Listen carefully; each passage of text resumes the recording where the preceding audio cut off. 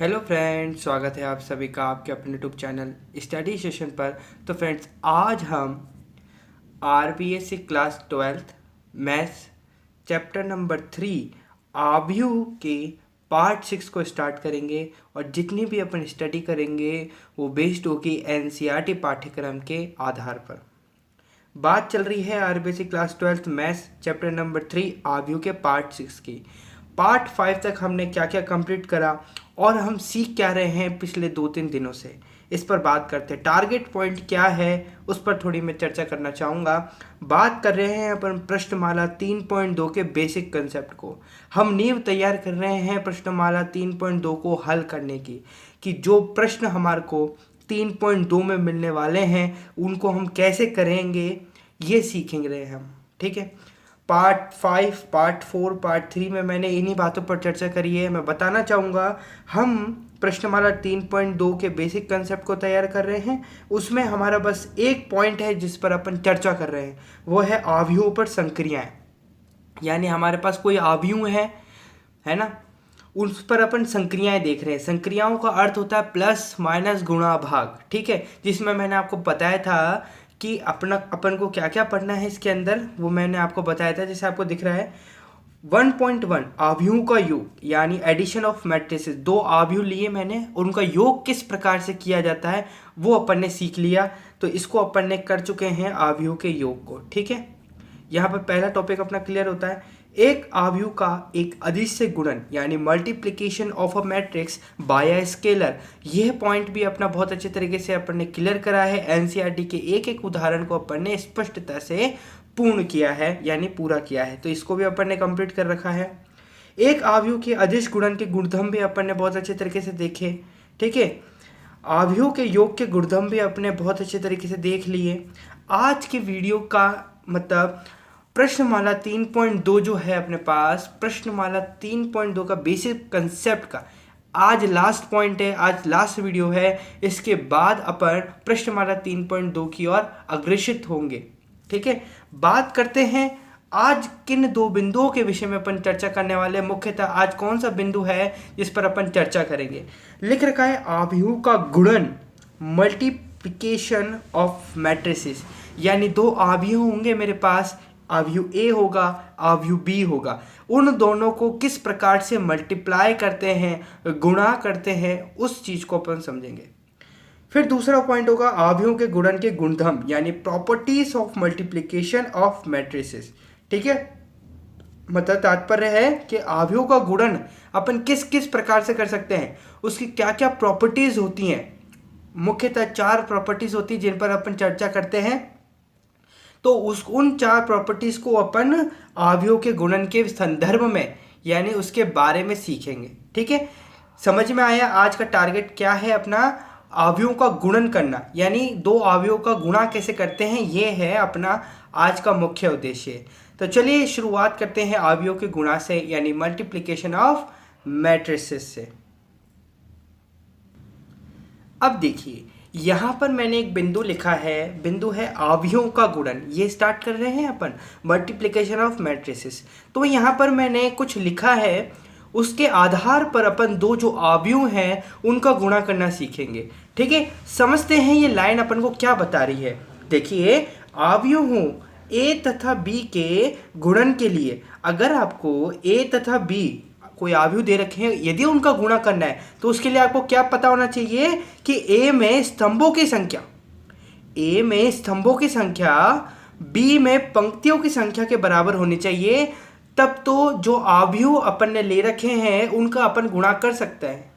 ठीक है, जिस प्रकार से मैंने आपको जब आव्यूहों के योग के विषय में बताया था कि जब अपन कोई दो आव्यूह लेते हैं और उनका योग करते हैं तो उसके लिए मेरे पास एक कंडीशन थी। कंडीशन क्या थी कि उनकी जो कोटियां हैं वो समान होनी चाहिए।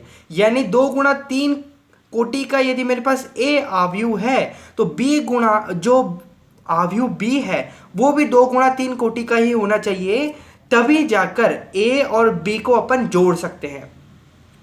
तो उसी प्रकार से अवयवों का जब अपन गुणा करेंगे उसमें भी एक प्रॉपर्टी या एक कंडीशन अपन को दे रखी है कि दो अवयवों का गुणा हम तभी कर सकते हैं जब ए में स्तंभों की जो संख्या है वो बी में पंक्तियों की संख्या के बराबर हो। यहाँ पर इस बात को नोट करेंगे, हाईलाइट करेंगे कि ए में तो किसकी संख्या, स्तंभों की संख्या, और बी में किसकी संख्या भैया, पंक्तियों की संख्या। ठीक है, आपको फर्स्ट पार्ट में मैंने बताया था कि स्तंभ और पंक्तियां किसे कहते हैं। एक बार और समझते हैं इस बात को। मान लेते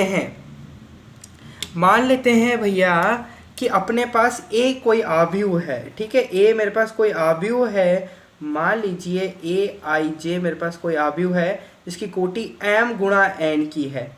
ठीक है भाई, और एक अवयव में मान लेता हूँ b जिसके अवयव है बी आई जे और इसकी कोटि है मान लीजिए n गुणा m। तो बात समझिए, यहाँ पर m जो है वो पंक्तियों को डिनोट कर रहा है, n जो है वो स्तंभ को डिनोट कर रहा है। किसको डिनोट कर रहा है भैया, स्तंभ को डिनोट कर रहा है। क्या बात क्लियर हो रही है क्या मेरी। यहाँ पर जो ए अवयव है वो स्तंभ को, और यहाँ पर ये जो है आगे वाला मैंने आपको बताया था वो किसको डिनोट कर रहा है, वो किसको डिनोट कर रहा है भैया, एन जो है वो किसको डिनोट कर रहा है, पंक्ति की संख्या को डिनोट कर रहा है। तो यदि मुझे इन दोनों अवयवों का गुणा करना है तो मेरे पास क्या प्रॉपर्टी होनी चाहिए कि जो ये स्तंभ है और ये जो पंक्ति है ये बराबर होनी चाहिए। कैसी होनी चाहिए, समान होनी चाहिए। कैसी, समान होनी चाहिए, यानी इक्वल होनी चाहिए। तब जाकर मेरे पास ये जो ए गुणा बी परिभाषित होगा। ध्यान रखना, एक शब्द बहुत आएगा, परिभाषित परिभाषित परिभाषित। ये जो शब्द है इसको यदि ये कहीं भी आए तो आपको ये पता लगाना होना चाहिए, आपको ये पता चलना चाहिए कि परिभाषित जहाँ शब्द प्रयोग में आ रहा है वहाँ पर स्तंभ बराबर पंक्ति की बात हो रही है, और अपरिभाषित जहाँ शब्द आ रहा है वहाँ पर स्तंभ बराबर नहीं है पंक्ति के, ये बात हो रही है। चलिए इस बात को हम थोड़ा संख्याओं के माध्यम से, वास्तविक संख्याओं के माध्यम से समझते हैं। मान लीजिए मेरे पास एक कोई अवयव है। ठीक है, ए मेरे पास कोई अवयव है 2 गुणा 2 3 4 5, और एक अवयव मेरे पास ये है 2 गुणा 2 का अवयव है मेरे पास, और एक बी अवयव है मेरे पास। बी अवयव ले लीजिए 1 2, ठीक है, 1 2 3 और 4 5 6। तो यहाँ पर ये है 2 गुणा 3 कोटि का अवयव। ठीक है, अब यहाँ पर देखिए, अब यहाँ पर 2 गुणा 2, यहाँ पर जो स्तंभ है और यहाँ पर जो इसकी पंक्ति है, क्या ये दोनों बराबर हैं क्या, ये दोनों बराबर हैं। तो क्या होगा, ये इसका अस्तित्व है, यानी ए गुणा बी परिभाषित होगा। क्या होगा भाई, परिभाषित होगा, परिभाषित होगा। लेकिन यदि यहाँ पर कुछ स्थिति ऐसी आ जाती, अगर मैं यहाँ पर कुछ इस प्रकार से लिख देता कि ए बराबर मेरे पास है कोई 2 3 4 5, 2 गुणा 2 का अवयव है, और बी मेरे पास दे रखा है भाई 1 2 3 4 5 6। ठीक है, यानी पंक्तियाँ कितनी दे रखी है, 1 2 3, ये पंक्तियाँ, और स्तंभ कितने हैं, 1 और ये 2, यानी 2 स्तंभ हैं मेरे पास। तो अब यहाँ पर तुलना करके देखिए कि ए में जो स्तंभ है, आगे वाली संख्या पंक्ति को डिनोट करती है, पीछे वाली संख्या स्तंभ को डिनोट करती है। तो ए के जो स्तंभ है, यानी ये जो है स्तंभ की जो संख्या है, क्या वो बी में पंक्तियों की संख्या के बराबर है क्या, ये और ये बराबर हैं क्या, नहीं सर, ये तो बराबर नहीं है। तो ये बराबर नहीं है, तो यहाँ पर क्या होगा, ये अपरिभाषित होगा। अच्छा भाई, अपरिभाषित होने का मतलब क्या होता है, अपरिभाषित होने का मतलब होता है कि इन दोनों का गुणा नहीं हो सकता, इन दोनों का गुणा अपन कर ही नहीं सकते हैं, ये अस्तित्व में ही नहीं होगा, अवयव के कंसेप्ट में ये बैठेगा ही नहीं। क्या इतनी बात समझ में आई। अब आपने एक कंडीशन समझी, अभी तक अपन ने क्या समझा कि यदि मुझे 2 अवयवों का गुणा करना है तो मेरे पास एक कंडीशन अप्लाई होनी चाहिए। क्या कंडीशन होनी चाहिए कि जो ए अवयव है उसमें जो स्तंभ की संख्या है बी अवयव के पंक्ति की संख्या के समान होनी चाहिए। अगर ये स्थिति मुझे कहीं दिख रही है तो क्या होगा, उन दोनों अवयव जो मुझे दे रखे हैं उनका गुणा संभव है। बाकायदा अगर ये इक्वल नहीं है तो वो संभव नहीं है। क्या पहला पॉइंट जो मैंने आपको बताया, क्या वो क्लियर हो रहा है? क्या यहाँ पर एक कंडीशन अपन ने सीख ली है। अब बात करेंगे अपन कि अगर मेरे पास कोई दो अवयव हैं और वो परिभाषित हैं, है ना, उनके जो स्तंभ की संख्या पंक्ति की संख्या के बराबर है, फर्स्ट स्टेप कंप्लीट है, तो अब दूसरा स्टेप आता है कि सर अब इनका मल्टीप्लिकेशन कैसे करें, इनका गुणा कैसे करें। ये तो हमने सीख लिया कि कब कर सकते हैं हम दो अवयवों का गुणा, लेकिन कैसे कर सकते हैं ये कौन बताएगा? हम बताएंगे। देखिए,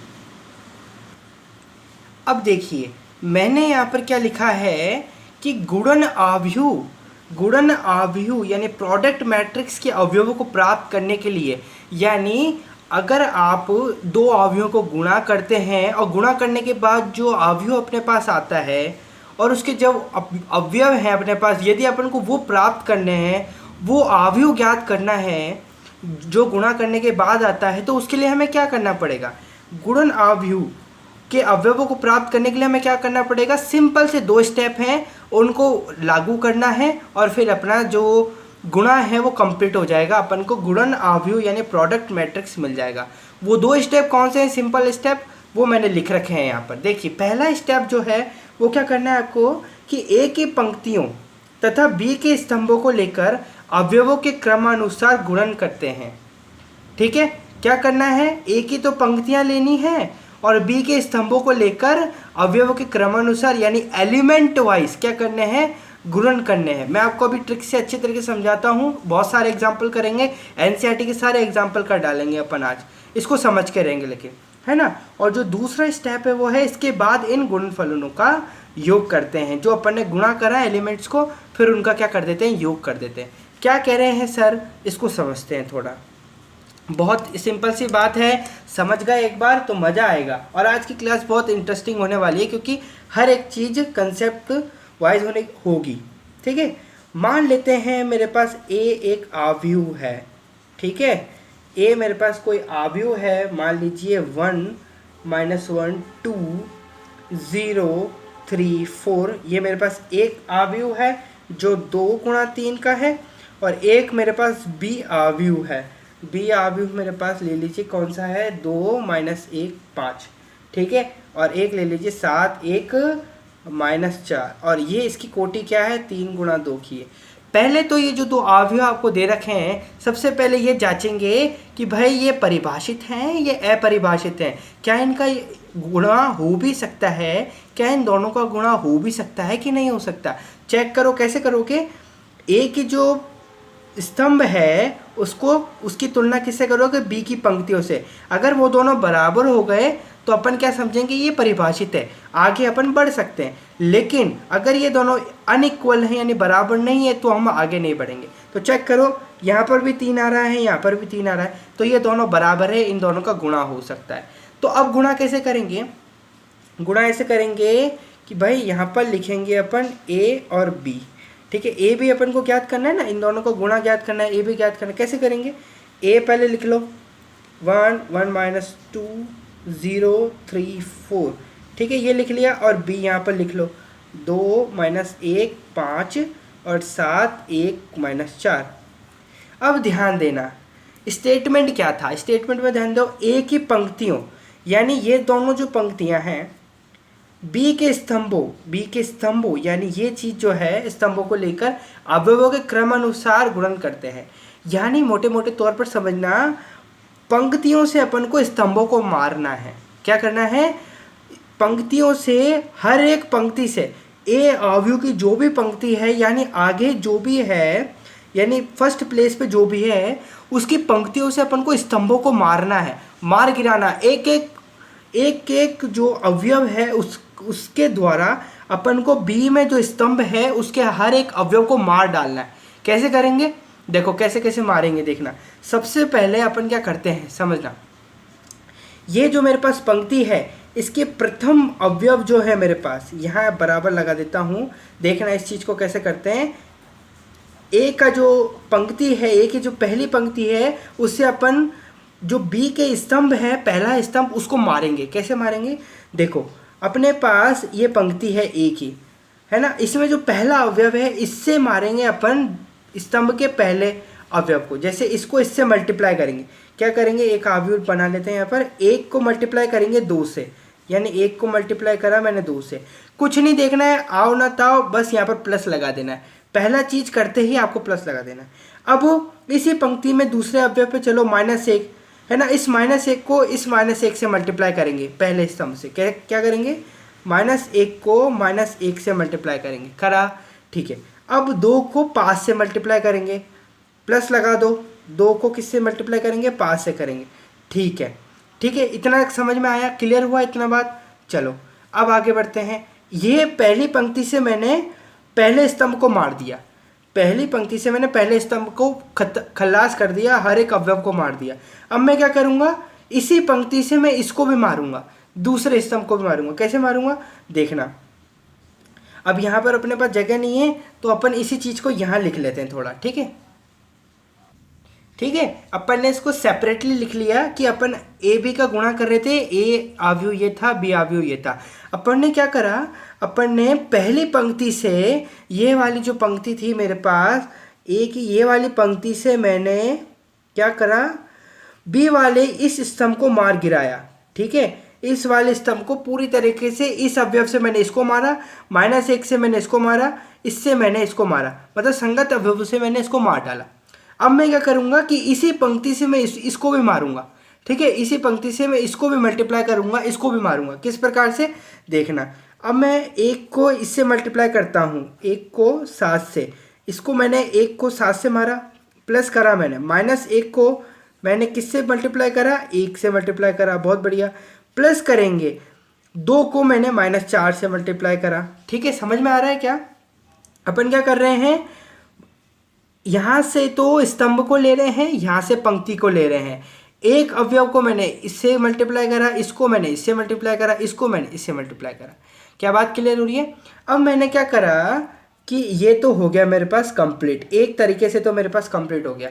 एक पंक्ति का मैंने यूज कर लिया पूरी अच्छे तरीके से। एक पंक्ति से मैंने बी के जो अवयव थे उन दोनों स्तंभों को मार डाला मैंने। अब मैं यही प्रोसेस दूसरी पंक्ति से भी करूंगा, है ना। किस प्रकार से करूंगा देखना। 0 को मैं फिर से इससे मारूंगा तो क्या होगा, 0 2, प्लस 3 को मैं मल्टीप्लाई करूंगा -1 से, प्लस 4 को मैं मल्टीप्लाई करूंगा 5 से।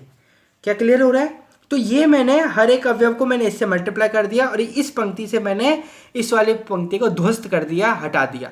अब इसी पंक्ति से मेरे को इसी को भी ध्वस्त करना है। इसने बोला तूने ध्वस्त दोनों को करा है तो मैं क्यों नहीं करूँगा, तो ये दोनों एक को करेगा। कैसे? 0 को मल्टीप्लाई करूँगा मैं किससे, 7 से, प्लस 3 को मैं मल्टीप्लाई करूँगा 1 से, प्लस 4 को मैं मल्टीप्लाई करूँगा -4 से। फिर मैं इसको बंद कर दूंगा क्योंकि मेरे पास आगे पंक्ति भी नहीं है तो और मेरे पास कोई स्तंभ भी नहीं है, इसलिए मैंने इसको बंद कर दिया। अब इसका दूसरा स्टेप, पहला स्टेप अपने कंप्लीट कर लिया कि ए की पंक्तियों तथा बी के स्तंभों को लेकर अवयवों के क्रमानुसार यानी एलिमेंट वाइज गुणन करते हैं, कर लिया। दूसरा स्टेप क्या था, इसके बाद जब आप ये सब कर लें उसके बाद आपको क्या करना है, जो आपके गुणनफल आए थे उनका योगफल करना है। तो कर लो योगफल, ये अपने पास गुणनफल आए थे, अब इनका योगफल कर लो सिंपली। देखो ए बी बराबर क्या करेंगे, या भी बनाया, ये करो 2 प्लस -1 और -1 गुणा होकर प्लस का 1 बनेगा, यहाँ पर आएगा 10, ठीक है। यहाँ पर 7, यहाँ पर -1 आएगा क्योंकि -1 गुणा 1 -1 और ये प्लस -4, ठीक है। इसको करेंगे 0 प्लस, यहाँ माइनस आ जाएगा, ठीक है, ये क्योंकि माइनस का है, प्लस यहाँ पर आ जाएगा 5 4 जा 20, यहाँ पर आ जाएगा 0 प्लस 3 गुणा 1 3 माइनस का 4 4 जा 16, ठीक है। ये मैंने कर लिया। अब इसका योग करना है अपन को, तो योग करेंगे तो ए बी का योग करेंगे तो क्या आएगा भाई, देखो 10 1 11 और 2 13, ठीक है। 7 -1 -4 यानी -5, 7 में से -5 गए 3, ठीक है, यहाँ 3 आया, 7 में से 2 आएगा, है ना, 5 6 7 होता है, 2 आएगा। यहाँ पर -3 है, 20 में से -3 गया, कितना आएगा 17। यहाँ पर 16 में से 3 गया, कितना 13, किसका माइनस का 13 आएगा। ठीक है, ये अपने पास अभिष्ट, इसकी कोटि क्या हो गई, 2 गुणा 2 का एक आव्यूह प्राप्त हुआ। इस आव्यूह को अपन क्या कहते हैं, गुणन आव्यूह कहते हैं। क्या कहते हैं, ये जो आव्यूह अपने पास आया, हिंदी वाले इसको क्या कहेंगे, गुणन आव्यूह। हिंदी मीडियम वाले इसको क्या कहेंगे, गुणन आव्यूह, और इंग्लिश मीडियम वाले इसको कहेंगे प्रोडक्ट मैट्रिक्स। क्या है, प्रोडक्ट मैट्रिक्स। ठीक है भाई, क्या क्लियर हुआ इतनी बात कि किस प्रकार से मल्टीप्लाई करते हैं। एक एग्जाम्पल अभी अपन ने लिया है, एक और एग्जाम्पल लेते हैं, एक और एग्जाम्पल से समझते हैं, देखना। अब अपन एनसीईआरटी का एक उदाहरण लेते हैं, उदाहरण नंबर 12 है। आपके स्क्रीन पर आपको दिख रहा होगा कि भाई यदि a बराबर आपको एक आव्यूह दे रखा है तथा b बराबर आपको एक आव्यूह दे रखा है तो a b ज्ञात कीजिए। ठीक है, अपन एक बार आव्यूहों को लिख लेते हैं। क्या दे रखा है, देखो भैया, ये दे रखा है अपन को उदाहरण नंबर 12 में क्या दे रखा है, एक आव्यूह मेरे पास है ये, b आव्यूह मेरे पास ये है, इन दोनों का गुणा करना है और बताना है a b की वैल्यू। कैसे करेंगे, पहले a b की वैल्यू ज्ञात करनी है तो a b यहाँ लिखेंगे। ठीक है, सेपरेटली। ए आव्यूह कितना है, 6 2 9 3। ठीक है, और बी आव्यूह क्या दे रखा है मेरे को, बी आव्यूह दे रखा है 2 6 0 और 7 9 8। ठीक है, ये मेरे पास बी आव्यूह दे रखा है। इन दोनों को मेरे को क्या करना है, मल्टीप्लाई करना है। जिस प्रकार से मैंने आपको बताया था कि ए की तो पंक्ति लेनी है और बी का स्तंभ लेना है। ए की पंक्ति से बी के स्तंभों को एक एक करके मारते चलना है। क्या करेंगे, पहले अपन ए की पहली पंक्ति को लेंगे जो कि है 6 और 9। इस पंक्ति से अपन इस स्तंभ को ध्वस्त करेंगे। कैसे करेंगे, पहले बराबर लगाओ, 6 को मल्टीप्लाई करेंगे 2 से, 6 को मल्टीप्लाई करेंगे 2 से, बिना देखे प्लस लगा देंगे। फिर क्या करेंगे, 6 को मल्टीप्लाई करा 2 से, अब 9 को मल्टीप्लाई करेंगे 7 से, 9 को मल्टीप्लाई करेंगे 7 से। ये अपन ने एक पंक्ति से एक स्तंभ को ध्वस्त कर दिया, इस वाली पंक्ति से इस स्तंभ को ध्वस्त कर दिया। अब इसी पंक्ति से इस वाले स्तंभ को, यानी अगला जो, ये देखो पहला स्तंभ ये रहा, दूसरा स्तंभ ये रहा और तीसरा स्तंभ ये रहा। तो पहले स्तंभ को तो अपने कंप्लीट कर लिया, अब दूसरे स्तंभ को करते हैं कंप्लीट। ये पहली पंक्ति है अपने पास, ठीक है, ये प्रथम पंक्ति है और ये द्वितीय पंक्ति है, ध्यान देना। ठीक है, तो प्रथम पंक्ति से प्रथम स्तंभ को कंप्लीट। अब प्रथम पंक्ति से दूसरे पंक्ति को करते हैं। देखो 6 गुणा 6, 6 गुणा 6 हो जाएगा यहाँ पर। फिर 9 गुणा, ये वाली जो अवयव है इसको इससे मल्टीप्लाई करेंगे, 9 गुणा 9, तो ये 9 हो गया।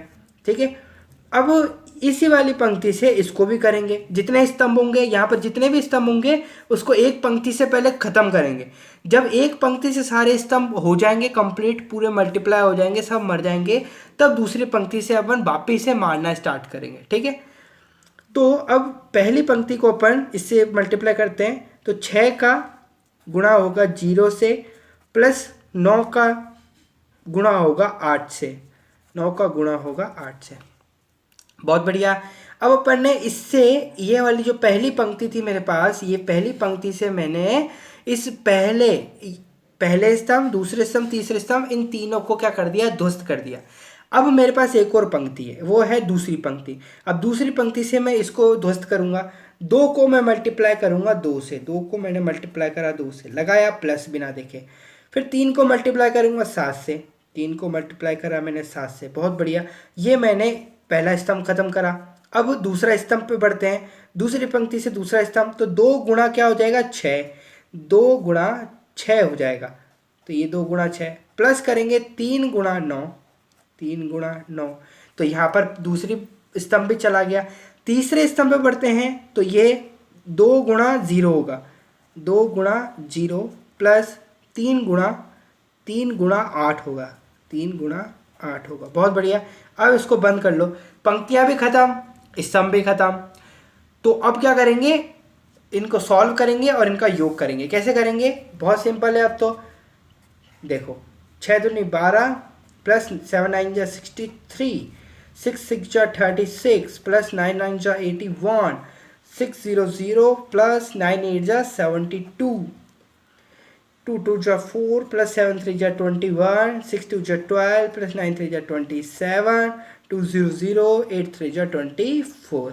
क्या कर रहा हूँ मैं? सॉल्व करा है बस इसको। 6 2 जा 12, 7 9 जा 63, 6 6 जा 36, 9 9 जा 81, 600 प्लस 9 8 जा 72, 2 2 जा 4, 7 3 जा 21, 6 2 जा 12, 9 3 जा 27, 200 8 3 जा 24।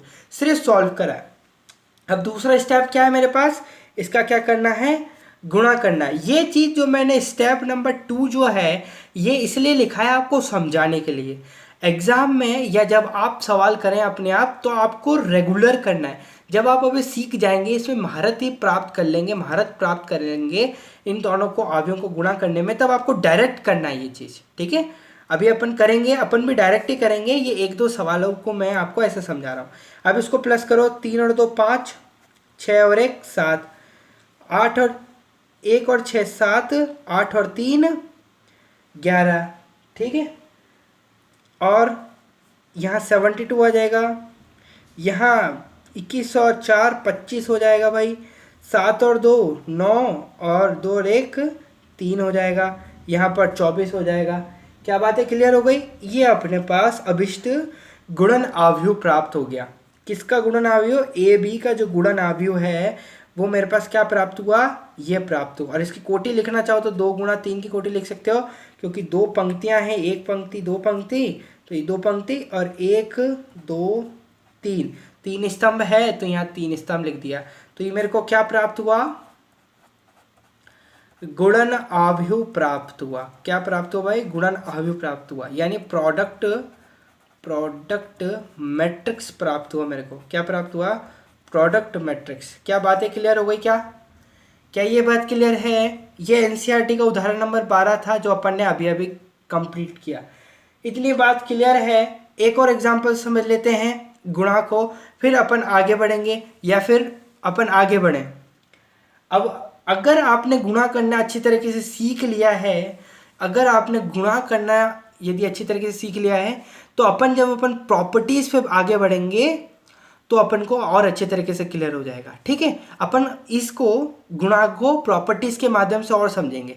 अब अपन नेक्स्ट पे बढ़ते हैं। ठीक है, अब देखिए, अब अपन ने गुणा करना सीख लिया है। 2 आव्यूह मेरे पास हैं, उनका गुणा मैंने करना सीख लिया है। मैंने समझ लिया कि मेरे पास 2 आव्यूह यदि मेरे को दे रखे होंगे और वो यदि परिभाषित होंगे तो मुझे उनका गुणा किस प्रकार से करना ये मैंने सीख लिया।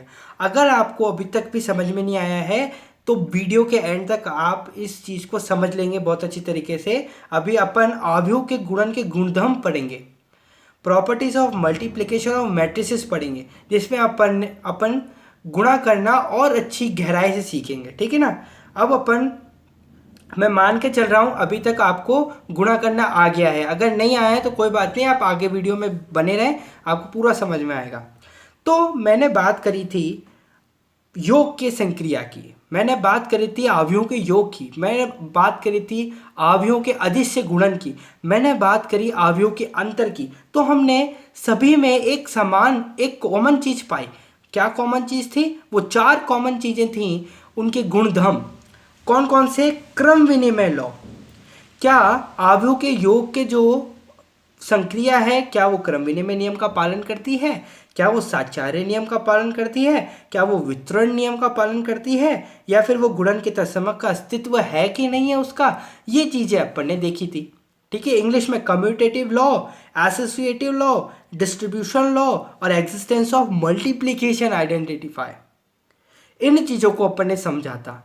ठीक है, उसी प्रकार अपन आव्यूह का जो गुणन है उसके संदर्भ में भी क्रम विनिमय नियम को समझेंगे, साचार्य नियम को समझेंगे, वितरण नियम को समझेंगे और गुणन के तत्समक का अस्तित्व भी समझेंगे कि क्या कौन सा तत्समक होता है गुणन के लिए। बात करेंगे सबसे पहले क्रम विनिमय नियम की, जो कि बहुत इंपॉर्टेंट है, बेहद इंपॉर्टेंट है। यदि आपको आव्यूह के गुणन करना भी आ गया तो इसको ना जाने बिना आप कुछ नहीं कर सकते। ठीक है, इसलिए अपन को क्रम विनिमय नियम और ये जो प्रॉपर्टीज है सबको अच्छी तरीके से समझना पड़ेगा। एक एक प्रॉपर्टी को उदाहरण सहित समझाने वाला हूं, एनसीईआरटी के उदाहरण भी करवाऊंगा। ठीक है, तो अपन इसको क्रम विनिमय नियम को शुरू करते हैं। देखिए, अवयवों के गुणन के गुणधर्म में पहली जो प्रॉपर्टी है वो है क्रम विनिमय नियम।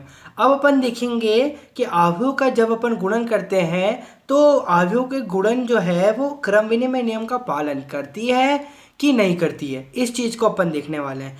तो क्रम विनिमय नियम बहुत इंपॉर्टेंट है। इसके अंदर अपन कितने तथ्यों पर चर्चा करने वाले हैं? कुल 4 तथ्य हैं आपके पास। कितने तथ्य हैं भैया? 4 तथ्य हैं। कितने?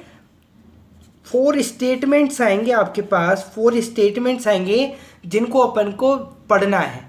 ठीक है, इन 4 स्टेटमेंट्स को आपने पढ़ लिया तो आप जान पाएंगे कि जो क्रम विनिमय नियम है इसका पालन होता है अवयव के गुणन में कि नहीं होता है। ठीक है ना। और ये जो 4 प्रॉपर्टीज, ये क्रम विनिमय नियम में जो 4 बातें हैं आपको बहुत अच्छी और बहुत बेहद इंपॉर्टेंट गहनता से समझनी है। तो सबसे पहली जो बात है उसको मैं लिखना चाहूँगा, फिर अपन उसको समझते हैं। देखिए, पहला जो स्टेटमेंट है वो आपको क्या कहता है? लिखा है, यदि ए भी परिभाषित है तो यह आवश्यक नहीं है कि बी ए भी परिभाषित हो। ये कोई इंपॉर्टेंट बात नहीं है। क्रम विनिमय में मैंने आपको बताया था कि यदि मैं a प्लस बी करता हूँ तो b प्लस ए प्लस बी के बराबर आ जाता है, तो वो क्रम विनिमय कहलाता है। इसी प्रकार से गुणन नियम में भी होता है। यदि मेरे को दे रखा है, यदि ए भी परिभाषित है, यदि ए बी का गुणा हो सकता है ना। परिभाषित मैंने आपको बोला था ना, परिभाषित शब्द बहुत बार आएगा तो इसको समझ लेना। परिभाषित शब्द का मतलब ए बी का गुणा हो सकता है। यदि ए बी का गुणा हो सकता है तो यह आवश्यक नहीं है, यह आवश्यक नहीं है कि बी ए भी परिभाषित हो। ठीक है, यदि ए बी का गुणा हो सकता है तो इसका मतलब ये नहीं है कि बी ए का भी गुणा हो सकता है। इस बात को एक उदाहरण से समझते हैं। एनसीईआरटी का एक उदाहरण है जो आपकी स्क्रीन पर आपको दिख रहा होगा। लिख रखा है, यदि ए बराबर आपको ये दे रखा है और बी बराबर अवयव आपको ये दे रखा है, तो आप क्या करें? ए बी का मान ज्ञात करें। ठीक है, ए बी का मान ज्ञात करना है आपको। तो अवयव दे रखा है आपको, ए अवयव आपको दे रखा है भाई 6, 9, 2 और 3। 6, 9 और 2 और 3 जो 2 गुणा 2 अवयव का है, और बी जो गुणा आपको अवयव दे रखा है वो दे रखा है 2, 6, 0 और 7, 9 और 8। ठीक है, ये दे रखा है। अब अपन को इसका क्या ज्ञात करना है? ए बी ज्ञात करना है। क्या ज्ञात करना है भाई? ए बी ज्ञात करना है। कैसे ज्ञात करेंगे? सबसे पहले तो देखो ए बी क्या परिभाषित है क्या? 2 गुणा 2 दे रखा है, यहाँ पर इसकी लिख लो, पंक्तियाँ 2 हैं और स्तंभ कितने? 1, 2, 3 स्तंभ हैं, है ना। तो पहले ए बी का गुणा करके देखो। ठीक है, ए बी का गुणा करेंगे तो क्या होगा? कैसे करेंगे गुणा? डायरेक्ट करते हैं अपन। पहली पंक्ति से पहले स्तंभ को मारना है, तो 6 दूनी 12 हो जाएगा। यहाँ पर प्लस लगाएंगे, 9 7 जा 63 हो जाएगा। बहुत बढ़िया। अब इसी से ही इसको देखेंगे, 6 6 जा 36, 6 6 जा 36 प्लस 9 9 जा 81। ठीक है, ये हो गया। अब पहली पंक्ति से तीसरे स्तंभ को, तो 6 0 0 प्लस 9 8 जा 72, ये हो गया। अब पहली पंक्ति से मैंने तीनों स्तंभों को हरा दिया। अब दूसरी पंक्ति से मैं तीनों स्तंभों को हराऊंगा। तो दूसरी पंक्ति से मैं पहले स्तंभ को हराता हूँ। 2 2 जा 4 प्लस 3 7 जा 7 3 जा 21, यानी हाँ ये हो जाएगा 3 7 जा 21। फिर इसी दूसरी पंक्ति से मैं दूसरे स्तंभ को हराऊंगा, तो 2 6 जा 12 प्लस 9 3 जा 27। ठीक है, अब इसी प्रकार से मैं इसको तीसरे स्तंभ को हराऊंगा, तो 2 इंटू 0 प्लस 8 3 जा 24। ठीक है, अब इसको सॉल्व कर लीजिए। सॉल्व करने के बाद आपके पास क्या आएगा? देखो, इसको सॉल्व करो। ए बी को सॉल्यूशन करो, क्या आएगा? 3 और 2 5 और 1 7, यहाँ पर आएगा 7 11। ठीक है, यहाँ 72, यहाँ पर आएगा, यहाँ पर क्या आएगा? 25, यहाँ आएगा 7 और 2 9 और 1 3 और यहाँ पर आएगा 24। ठीक है, ये ए बी का मान आया। तो यहाँ पर ए बी क्या था?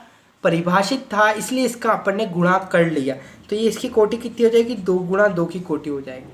अब यदि ए बी का हमने हल देख लिया है, इसका मतलब ये नहीं है कि बी ए का भी हल निकल सकता है या फिर बी ए का भी क्या हो सकता है, गुणा हो सकता है। किस प्रकार से, यही इसी एग्जाम्पल से समझते हैं। देखिए अब अपन जानते हैं कि ए बी का तो अस्तित्व है, ए बी का तो अपन ने हल भी ज्ञात कर लिया, पीछे देख लिया, लेकिन क्या बी ए का भी अस्तित्व है क्या, बी ए को भी अपन ज्ञात कर सकते हैं क्या। बी और ए को यदि गुणा करना हो, मैंने क्या करा, क्रम चेंज कर दिया। अपन क्या कर रहे हैं, क्रम विनिमय में पढ़ रहे हैं ना, तो मैंने ए बी तो ज्ञात कर लिया, क्या बी ए भी ज्ञात हो सकता है क्या, इसका क्रम चेंज कर दिया मैंने, बी ए को आगे लिख लिया और ए को पीछे लिख लिया। तो देखो बी ए का करके देखते हैं अपन, बी ए का अस्तित्व है कि नहीं है देखते हैं भाई। बी को सबसे पहले आगे लिखेंगे तो 2 6 0 7 9 8, ठीक है। इसको मल्टीप्लाई करेंगे, कोटि है इसकी 2 गुणा 3 की, ठीक है। और मल्टीप्लाई करना है अपन को ए से, तो ए है 6 9 2 3 और इसकी कोटि है अपने पास 2 गुणा 2। अब देखो क्या बी ए का अस्तित्व है क्या, आप खुद चेक करें, चेक कीजिए। चेक करेंगे तो क्या आएगा, परिभाषित होने का मतलब क्या होता है कि ए के जो स्तंभ है वो बी की पंक्तियों के बराबर होते हैं, तो अपन क्या बोलते हैं कि ये परिभाषित है, इन 2 अवयवों का गुणा हो सकता है। क्या यहाँ पर ऐसी कोई कंडीशन दिख रही है क्या, यहाँ पर 3 है, यहाँ पर 2 है, तो यहाँ पर ये दोनों बराबर नहीं है, ए का स्तंभ और बी की पंक्तियाँ ये दोनों बराबर नहीं है, तो ये क्या हो जाएगा, अपरिभाषित हो जाएगा। क्या हो जाएगा, अपरिभाषित हो जाएगा। इसलिए पीछे जो स्टेटमेंट था, वो क्या लिखा होता, यदि ए भी परिभाषित है, हमने देखा ए भी तो परिभाषित था, है ना, लेकिन ए भी परिभाषित हो तो यह आवश्यक नहीं है कि बी ए भी परिभाषित हो, और इसको अपन ने बहुत अच्छे तरीके से एनसीईआरटी के एक उदाहरण द्वारा अपन ने समझ लिया, ठीक है। अपरिभाषित है यानी अपरिभाषित है, इसका मतलब बी ए का गुणा नहीं हो सकता, अगर अपन करना चाहे तो भी नहीं हो सकता, गलत हो जाएगा, ठीक है। तो इस प्रकार से अपन को यहाँ पर इस कंसेप्ट को समझना है। क्रम विनिमय लॉ का जो पहला बिंदु था, क्या वो आपको समझ में आया। पहला बिंदु क्या था कि यदि ए बी परिभाषित है, यदि ए और बी का गुणा हो सकता है, अवयव ए और बी का गुणा हो सकता है, तो ये संभव नहीं है, ये आवश्यक नहीं है कि बी और ए का भी गुणा हो, ठीक है। पहली बात क्लियर हुई। अब अपन दूसरा जो बिंदु है क्रम विनिमय का, उसकी तरफ बढ़ते हैं। अब देखिए भैया, क्रम विनिमय लॉ जो था उसमें जो दूसरा बिंदु है वो ये कहता है, यदि ए बी तथा बी ए परिभाषित भी हो, मान लेते हैं यदि ए बी तथा बी ए परिभाषित भी हो, तो यह आवश्यक नहीं है कि ए बी बराबर बी ए हो।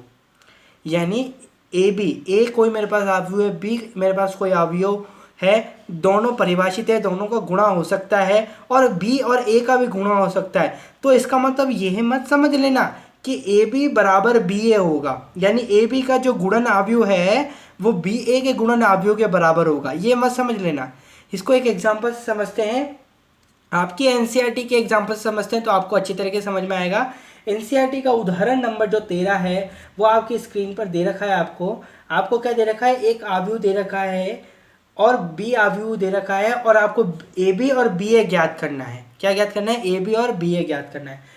तो देखिए उदाहरण नंबर आपको दे रखा है कौन सा, 13वां, और इससे पहले जो उदाहरण करा अपन ने ये वाला, ये जो ऊपर उदाहरण करा वो कौन सा था, उदाहरण नंबर 12 था, ठीक है।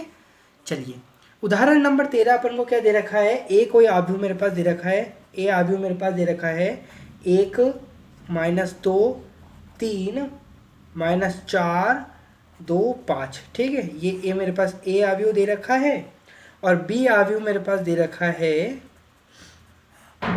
बी अवयव दे रखा है मेरे पास 2 4 2 3 5 1, ठीक है। ये मेरे पास 2 अवयव दे रखे हैं, ये 2 अवयव मेरे पास दे रखे हैं, ए अवयव दे रखा है, बी अवयव दे रखा है। ज्ञात करना है, प्रश्न में दे रखा है ए बी और बी ए ज्ञात करना है, जिससे अपन को पता चल जाएगा कि ए बी और बी ए यदि परिभाषित हों तो आवश्यक नहीं है कि ए बी बराबर बी ए हो। तो कैसे ज्ञात करेंगे, सबसे पहले अपन ए बी ज्ञात करेंगे। सबसे पहले अपन क्या ज्ञात करेंगे, ए बी ज्ञात करेंगे। कैसे ज्ञात करेंगे, ए लिखेंगे, 1 माइनस 2 3 माइनस 4 2 5। ठीक है भाई, ये मैंने ए लिखा। बी क्या है मेरे पास, बी मेरे पास दे रखा है 2 4 2 और 3 5 1।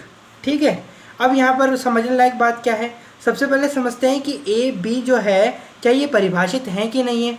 अपन खुद से चेक करेंगे ताकि अपन को डाउट क्लियर हो जाए। ठीक है, ये कोटि इसकी कितनी है, 2 गुणा 3 की कोटि मुझे नज़र आ रही है।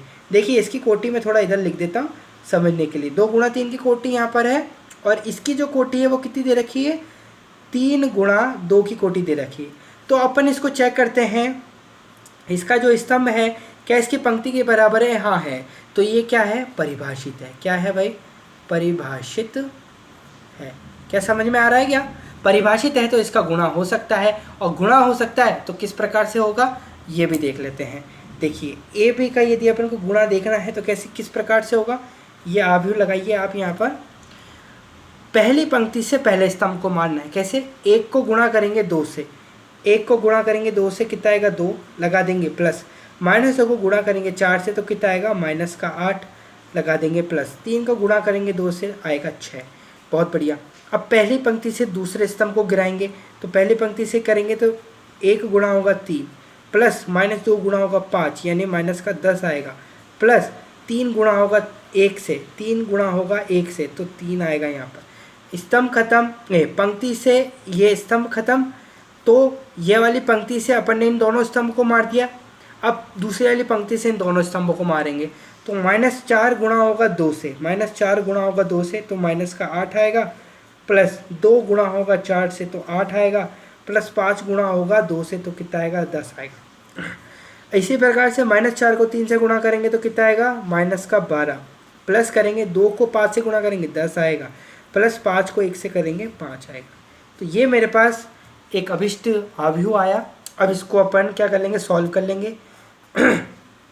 सॉल्यूशन पे अपन को क्या मिलता है देखते हैं। 6 और 2 कितने होते हैं 8, तो 8 माइनस 8 तो ये दोनों कट जाएंगे तो यहाँ कितना देगा 0। 3 और 3 6 तो -10 में से 6 गया तो कितने बचेंगे माइनस का 4। बहुत बढ़िया। माइनस का 8 कैंसिल तो यहाँ पर आएगा 10 और यहाँ पर 5 और 10 15, 15 में से 12 गए तो कितने बचेंगे 3 बचेगा, वो भी पॉजिटिव। इसकी कोटि लिख लो, 2 गुणा 2 की कोटि अपन को प्राप्त हुई। क्या बात क्लियर हुई, 0 -4 10 और 3 ये मेरे पास समीकरण नंबर 1 ले लेते हैं। ए बी का मान मेरे पास आ गया, ए बी का मान मेरे पास कितना आया, ये आया। अब अपन ज्ञात करते हैं बी ए का मान। देखें तो बी ए का मान ज्ञात करते हैं, तो बी ए का मान लिखेंगे तो बी आपको दे रखा है कितना, बी आपको दे रखा है भाई 2 4 2 3 5 1। ठीक है, क्या लिख रखा है 2 4 2 3 5 1। ठीक है, इसकी कोटि लिख लो, 3 गुणा 2 की कोटि है ना भैया, 3 तो क्या है पंक्तियां और 2 स्तंभ हैं। ठीक है, और गुणा करना है इसको ए से। ए कितना दे रखा है 1 -2 3 -4 2 5। कर लो, लिख लो यहाँ पर क्या लिखेंगे 1 -2 3 -4 2 5। इसकी कोटि लिख लो, इसकी कोटि कितनी है 2 तो पंक्तियां हैं और 1 2 3 स्तंभ हैं। तो अब पहले परिभाषिता की इसकी जांच कर लो कि ये परिभाषित है भी कि नहीं है। तो देखो इसका जो स्तंभ है वो इसकी पंक्ति के बराबर है क्या, हाँ है सर, 2 है, यहाँ पर भी 2 दिख रहा है मेरे को। तो ये दोनों परिभाषित हैं, इनका जो गुणा हो सकता है। तो करो गुणा, कौन मना कर रहा है आपको गुणा करने से, सीख लिया है अपन ने गुणा करना। तो अब अपन क्या करेंगे, गुणा करेंगे।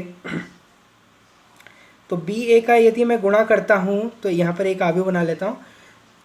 पहली पंक्ति से पहले स्तंभ को मारेंगे तो पहली पंक्ति यदि पहले पंक्ति का पहला जो अवयव है उसको मल्टीप्लाई करेंगे 2 से, 2 1 से, तो 2 गुणा 1 2 आ जाएगा, प्लस लगा देंगे 3 को गुणा करेंगे -4 से तो कितना आएगा माइनस का 12 आ जाएगा। बहुत बढ़िया, ये अपन ने कंप्लीट करा।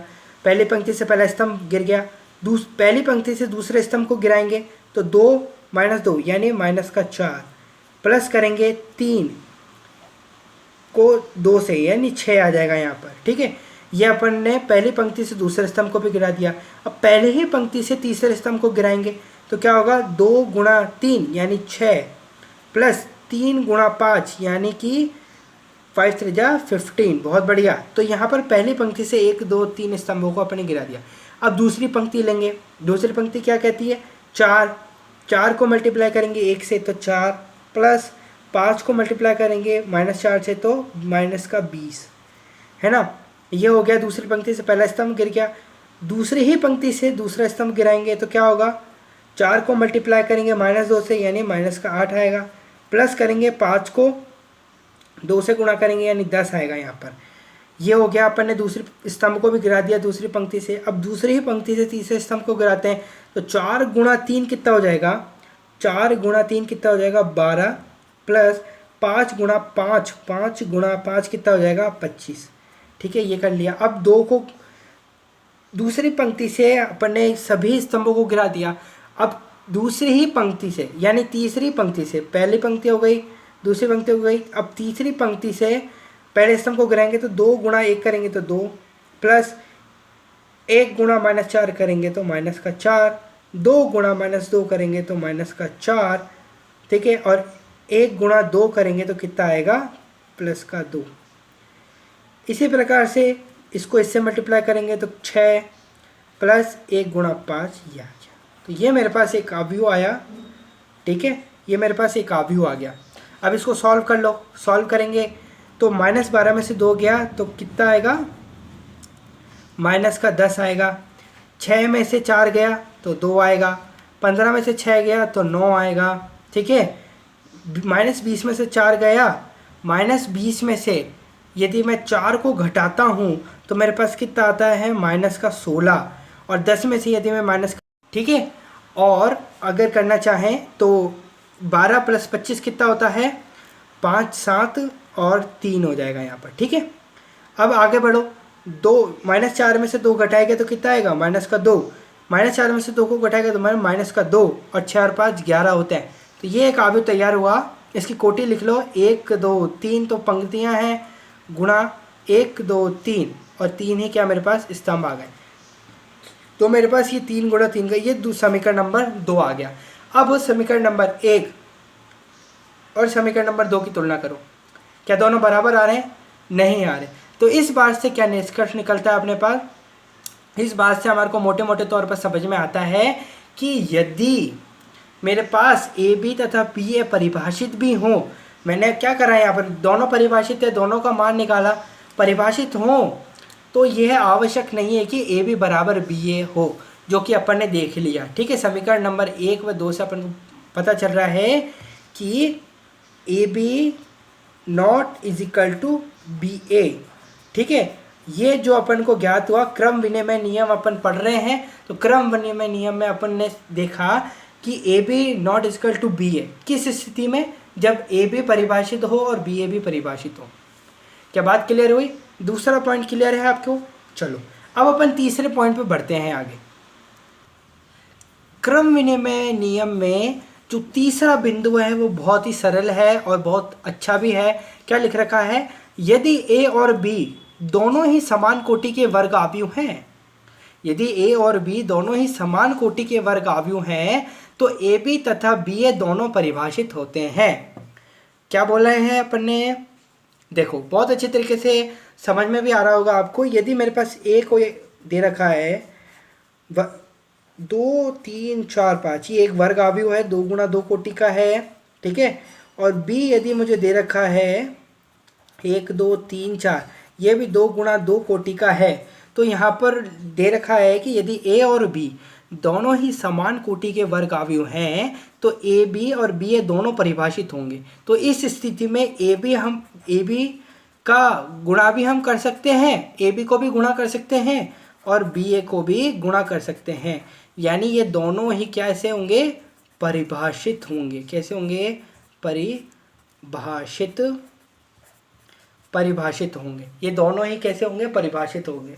बस इसमें यही समझना है, ये बिंदु आपको सिर्फ समझना है, ठीक है।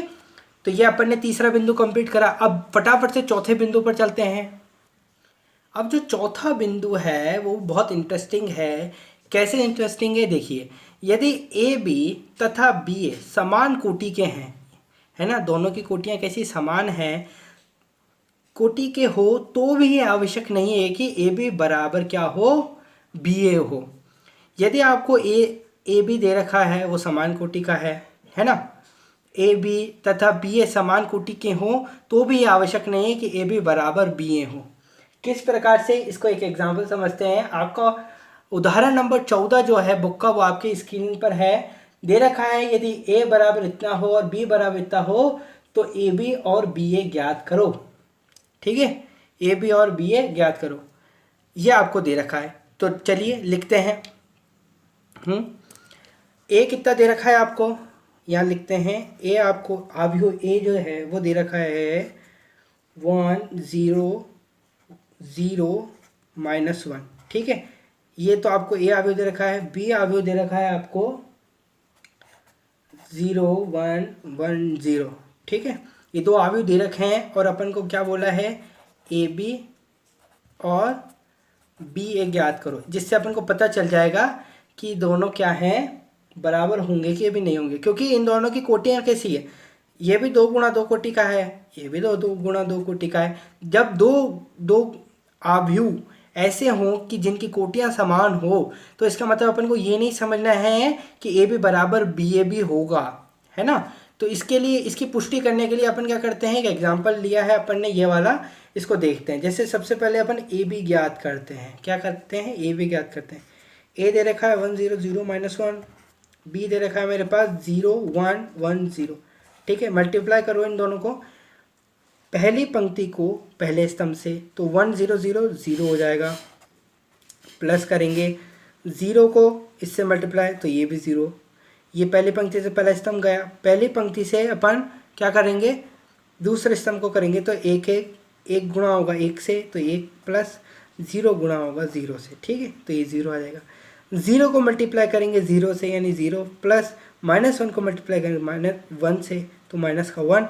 और 0 को मल्टीप्लाई करेंगे 0 A1 से, है ना। 0 को मल्टीप्लाई कैसे करेंगे, 1 से, तो यहाँ 0 प्लस -1 को मल्टीप्लाई करेंगे 0 से, तो ये 0 हो जाएगा।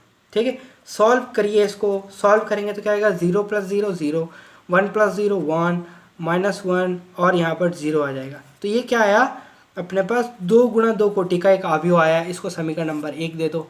क्या समझ में आ रही है बातें, बहुत बढ़िया समझ में आ रही है। तो ठीक है, अब क्या करेंगे अपन, बी ए का मान ज्ञात करेंगे। देखते हैं कि दोनों बराबर आते हैं कि नहीं आते। बी कितना दे रखा है, 0 1 1 0। ठीक है, ए कितना दे रखा है मेरे पास, 1 0 0 -1।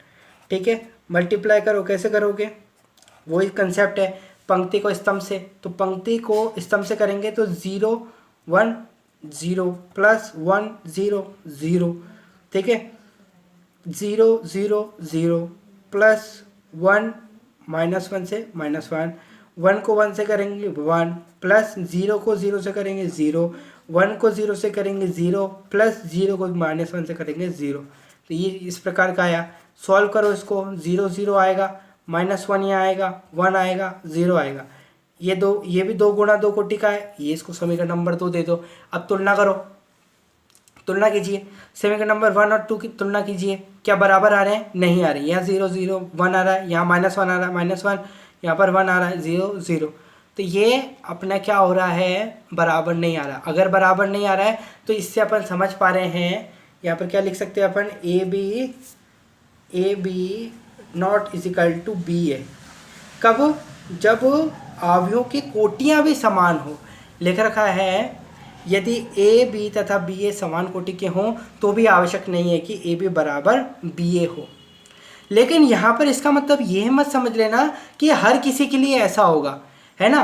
अगर ए बी तथा बी ए परिभाषित हों और समान कोटि के हों, समान कोटि का मतलब होता है कि वो परिभाषित है। यदि ए बी और बी ए दोनों परिभाषित हैं तो इसका मतलब ये नहीं कि हर किसी केस में क्या होगा कि ए बी बराबर नहीं होगा बी ए के। यहाँ पर एक नोट डालिए आप, है ना, उस नोट से अपन उस नोट को समझेंगे। वो नोट बहुत इंपॉर्टेंट है, मैं उन नोट को लिख देता हूँ। अब देखिए, अपन ने यहाँ पर एक नोट डाला है, नोट लिखा है। इसका मतलब यह नहीं है कि ए तथा बी अवयव के उन सभी युग्मों के लिए जिनके लिए ए बी तथा बी ए परिभाषित है, A B is equal to B A होगा, not is equal to B A होगा। ऐसा कोई वो नहीं है, है ना। इसके लिए कंडीशन होती है। जैसे एक उदाहरण ले लेते हैं आप अपन, एक उदाहरण है जैसे कि ए बी आपको दे रखा है, ए आपको दे रखा है 1 0 0 2, ठीक है, और बी आपको दे रखा है भाई 3 0 0 4। अब इसमें यदि अपन ए बी ज्ञात करें, इसमें यदि अपन ए बी ज्ञात करें तो कैसे ज्ञात करेंगे, 1 0 0 2, ठीक है, ए बी ज्ञात कर रहे हैं अपन तो, और बी कितना है 3 0 0 4। तो ज्ञात करो ए बी, पहली पंक्ति से स्तंभ 1 3 3 हो जाएगा, 0 0 प्लस 0 यानी 0 3 हो जाएगा ये, ठीक है, पहली पंक्ति से ये गया। अब ये 1 0 1 को 0 से मल्टीप्लाई करेंगे, 0 प्लस 0 को मल्टीप्लाई करेंगे 4 से, है ना, 0 को मल्टीप्लाई करेंगे 4 से तो कितना आ जाएगा अपना 0 ही आ जाएगा, ठीक है। अब दूसरी पंक्ति से, मतलब दूसरी पंक्ति से पहले स्तंभ को करेंगे तो 0 आ जाएगा यहाँ पर, प्लस 2 0 0, ठीक है, फिर इसको करेंगे 0 मल्टीप्लाई 0 प्लस 4 2 जा 8, तो ये आया। इसको सॉल्व कर लो, 3 0 0 8, तो ये समीकरण नंबर फर्स्ट आया, ठीक है। अभी समीकरण नंबर फर्स्ट आया। इसी प्रकार से अपन क्या निकाल लेते हैं, इसी प्रकार से अपन क्या निकाल लेते हैं, बी ए निकाल लेते हैं। क्या निकाल लेते हैं, बी ए निकाल लेते हो, निकालो। बी ए निकालना है तो बी पहले आगे रखो, 3 0 0 4 बी की वैल्यू है ना, ए की वैल्यू रखो 1 0 0 2, ठीक है। कीजिए सॉल्व, इसको सॉल्व करेंगे बी ए को तो क्या आएगा भाई आंसर, पंक्ति से स्तंभ तो 3 गुणा 1 कितना आएगा 3, प्लस लगाओ 0 गुणा 0 0, ठीक है। अब इसी पंक्ति को इससे करो स्तंभ से, 3 0 0 प्लस 0 गुणा 0, ये आ गया। 0 को 1 से करेंगे दूसरे पंक्ति से पहले स्तंभ को, 0 से 0 प्लस 4 को 0 से करेंगे 0, अब दूसरे को इससे करेंगे 0 प्लस 4 दूनी 8, बहुत बढ़िया। करो सॉल्व इसको, 3 प्लस 0 3 0 0 8, ये आया, ठीक है, हमारा समीकरण नंबर 2। अब देखो समीकरण नंबर 1 और 2 की तुलना करो, क्या समान आ रहे हैं, 3 आ रहा है 3 आ रहा है, 0 आ रहा है 0 आ रहा है 0 आ रहा है 0 8 8, बहुत बढ़िया, बराबर हो गया। तो इस कंडीशन में अपन ने क्या देखा, और इससे पहले वाली कंडीशन में क्या था, ए और बी दोनों, ए बी और बी ये दोनों परिभाषित हैं, तो बोला जा रहा है कि हर एक किसी युग्म के लिए ये संभव नहीं होगा। अब ये जो अपन ने अवयव लिया ना, ये कौन सा अवयव है आपको पता होना चाहिए, ये अपन ने अवयव लिया, ध्यान देंगे यहाँ पर थोड़ा सा, ए और बी की तरफ ध्यान देंगे तो ये एक समान कोटि का अवयव है 2 गुणा 2, है ना, और एक कौन सा अवयव, विकर्ण अवयव है। कैसा अवयव भाई, विकर्ण अवयव है। ध्यान से देखेंगे, ए यहाँ पर मैं वापस से लिख देता हूँ 1 0 0 2, ठीक है, और बी लिख देता हूँ मैं यहाँ पर 3 0 0 4। ध्यान से यदि अपन देखेंगे तो एक विकर्ण अवयव नजर आ रहा है। विकर्ण अवयव की प्रॉपर्टी क्या होती है भाई, अपन ने पढ़ रखी है, यदि किसी अवयव के विकर्ण के अवयवों को छोड़कर अन्य जो अवयव है वो शून्य है तो वो कौन सा अवयव कहलाता है, विकर्ण अवयव कहलाता है। क्या इसमें ऐसा ही दिख रहा है, विकर्ण के जो अवयव हैं वो अशून्य हैं यानी अदिश हैं, है ना, और बाकी के जो अवयव वो आपको कैसे दिख रहे हैं, शून्य दिख रहे हैं। यहाँ पर भी कुछ ऐसा ही मामला है, तो ठीक है, ये एक विकर्ण अवयव। तो यहाँ पर मैं नोट डाल सकता हूँ, यहाँ पर मैं लिख सकता हूँ कि समान कोटि, कि मैं लिख सकता हूँ समान कोटि, ये सारे नोट्स आपको लिखने हैं, बहुत इंपॉर्टेंट है। समान कोटि के विकर्ण अवयव, समान कोटि के विकर्ण अवयव, समान कोटि के हैं ना, ये 2 गुणा 2 का है, ये भी 2 गुणा 2 का है ना, तो समान कोटि के विकर्ण अवयवों का गुणन, समान कोटि के अवयवों का गुणन क्रम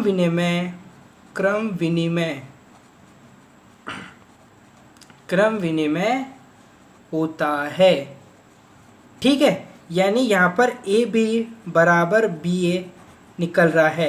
ये एक कंडीशन निकली है जिसमें ए बी बराबर बी ए निकला है, बाकी तीनों कंडीशन जो अपन ने पढ़ी जिसमें एक बार भी क्रम विनिमयता का पालन नहीं हो रहा है, यानी रेयर केस में अपने पास ए बी बराबर बी ए हो रहा है। और वो केस क्या है कि यदि कोई अवयव है अपन को समान कोटि का दिख रहा है और वो विकर्ण अवयव हो तो वो वहाँ पर उनका यदि अपन गुणा करेंगे उन अवयवों का तो वो क्रम विनिमय नियम का पालन करेंगे। क्या बात क्लियर है? ये अपन ने अपनी जो क्रम विनिमयता का जो लॉ था, नियम था, कम्यूटेटिव लॉ था, उसको बिल्कुल अच्छी तरीके से कंप्लीट करा। कौन कौन से लॉज पढ़े अपन ने एक बार उनको लिस्ट कर लेते हैं, चारों के चारों को एक साथ लिख लेते हैं ताकि आपको दिक्कत ना आए, आपको स्पष्टता मिले। देखिए मैंने जो भी अपन ने अभी तक पढ़ा उसको एक बार सूचीबद्ध कर दिया है बहुत ही अच्छे तरीके से ताकि आपको स्पष्टता मिल सके कि अपन ने क्या क्या पढ़ा।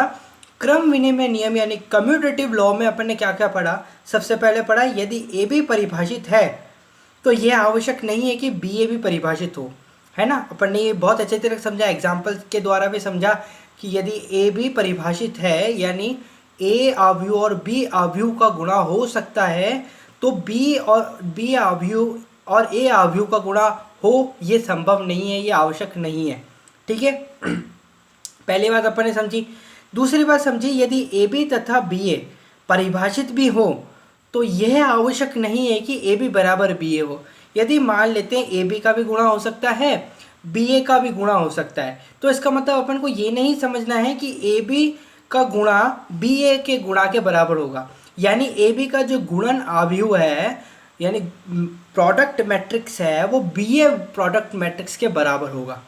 क्या बात है, क्लियर हो रही है? ठीक है, दूसरा बिंदु अपन ने पढ़ा, वो एग्जाम्पल से इसको भी बहुत अच्छी तरह समझा।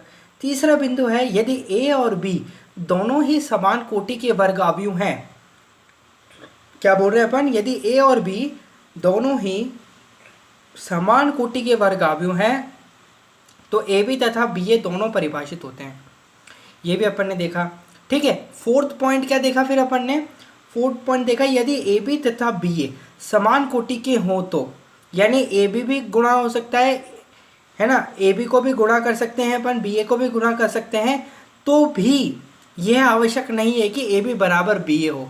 अगर अपन ए बी को भी गुणा कर सकते हैं, बी ए को भी गुणा कर सकते हैं, तो इसका मतलब यह आवश्यक नहीं है कि A B not is equal to B A हो।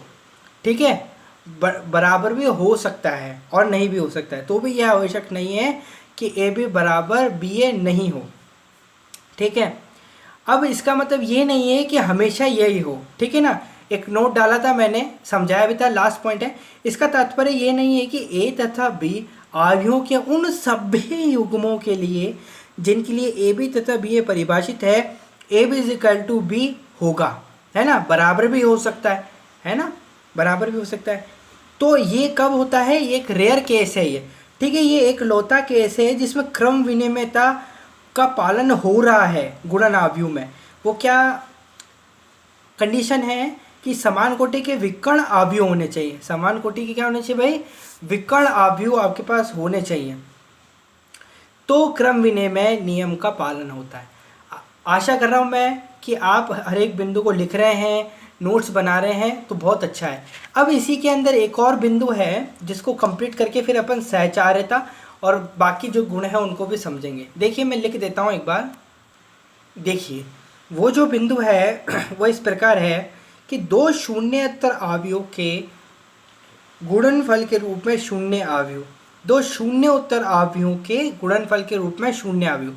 शून्य उत्तर अवयव वह अवयव होता है जिसमें जीरो नहीं हो, है ना, जो जीरो मैट्रिक्स नहीं हो। जैसे इंग्लिश में इसका अनुवाद है zero matrix as a product of two non zero matrices, यानी दो ऐसे अवयव जिनमें जो जीरो अवयव नहीं है उनका गुणा क्या होता है, उनका जो गुणन अवयव होता है वो शून्य अवयव होता है।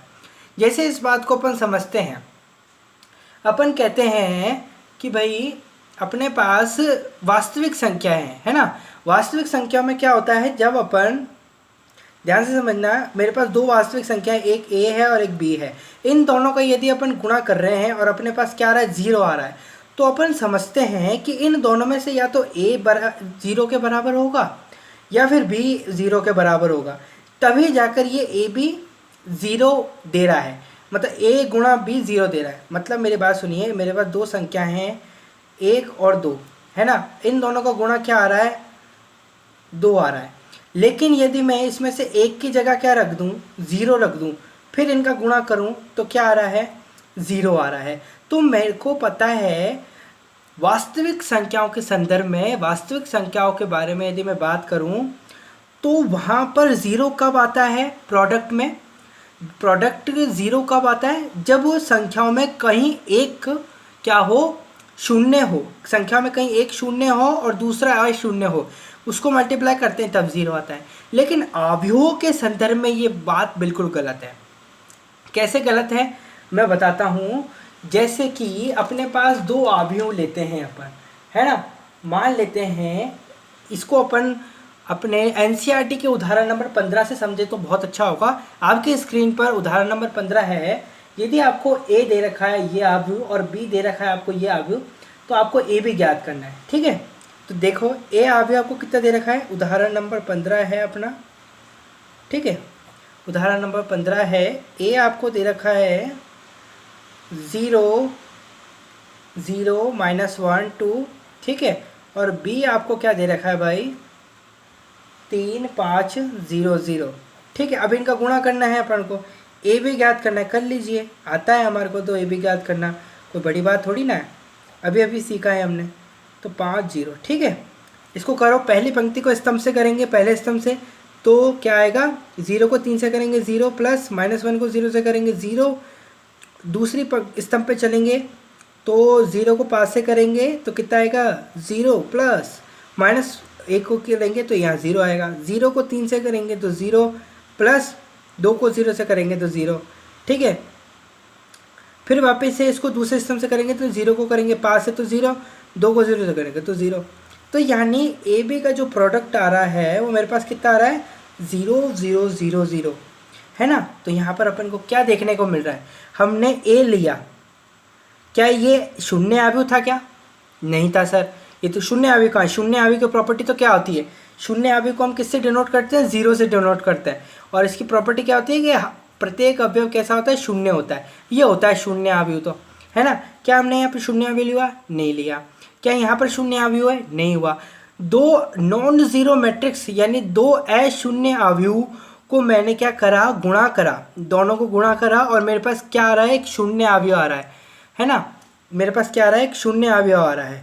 तो यहाँ पर असत्य हो गई ना वाली बात, कौन सी वाली बात, ये वास्तविक संख्याओं वाली बात असत्य हो गई कि मेरे पास यदि कोई दो संख्या है और उनका प्रोडक्ट यदि 0 आ रहा है तो उनमें से मेरे पास एक या तो a बराबर 0 हो या फिर b बराबर 0 हो, तब जाके मेरे पास 0 आता है। लेकिन मैट्रिक्स में ऐसा कुछ नहीं होता। मैट्रिक्स में क्या होता है कि यदि a बराबर आपके पास ये एक अशून्य अवयव है, b बराबर एक अशून्य अवयव है, अगर दो अशून्य अवयव का आप गुणा करते हैं तो आपके पास 0 आ सकता है, एक शून्य अवयव आ सकता है। बात क्लियर है क्या, मोटे मोटे तौर पर आपको समझ में आ चुका है, मेरे को आशा है। अब अपन चलते हैं दूसरा जो इसका प्रॉपर्टी है, जिसकी दो अवयवों के गुणन की दूसरी प्रॉपर्टी है साचार्य नियम, उसको देखते हैं। देखिए भैया, दूसरा जो नियम है वो है साचार्य नियम यानी एसोसिएटिव लॉ। अब एसोसिएटिव लॉ को अपन डीपली ना जाकर इसका सिर्फ जो रिजल्ट है, जो परिमाण है, परिणाम है, उसको देख लेते हैं। जैसे ये जो साचार्य नियम है, जो अपना अवयव के गुणन का जो नियम है वो साचार्य नियम का पालन करता है, ठीक है। वो किस प्रकार से, जैसे ए बी का यदि अपन गुणा करें सेपरेटली और उसको सी से गुणा करें तो वो बराबर होगा ए बी सी के सेपरेटली गुणा के। कब होगा ये, जब ये दोनों परिभाषित हों, दोनों जो समीकरण है वो परिभाषित हों। इसको अपन एक एग्जांपल से समझ लेते हैं। अपना जो एनसीईआरटी का एग्जांपल लेते हैं अपन, उदाहरण नंबर है अपने पास 16। तो आपकी स्क्रीन पर आपको दिख रहा होगा, यदि ए अवयव आपको दे रखा है ये, बी अवयव दे रखा है आपको ये, तथा सी अवयव आपको दे रखा है ये, तो ए बी सी तथा ए बी सी ज्ञात कीजिए और दिखलाइए कि ए बी सी बराबर ए बी सी है, ठीक है। तो क्या बोल रखा है, उदाहरण नंबर 16 आपको क्या आदेश देता है, क्या बोलता है, उसको एक बार लिख लेते हैं। ए बराबर आपको कितना दे रखा है, ए बराबर दे रखा है 1 1 -1, ठीक है, 2 0 3 और 3 -1 और 2, ठीक है। ये जो आपको मैं ये वाला करके बता रहा हूँ, ये सिद्ध कि ऐसा होता भी है कि नहीं होता। अगर ऐसा होता है गुणन नियम में, यदि गुणन नियम में ऐसा होता है तो क्या होगा, साचार्य नियम का पालन करेगा कौन, आव्यूह का। जब अपन दो आव्यूह को गुणा कर सकते हैं ऐसे, ठीक है, इसका मतलब ये होगा कि अपन दो आव्यूह को ऐसे गुणा कर सकते हैं। बी जो है अपने पास वो है 1 3 0 2 -1 4, ठीक है, ये भी हो गया। ये सी हो गया अपने पास, सी है 1 2 3 -4 2 0 -2 1, ठीक है। ये इसको सेपरेटली बंद कर लो।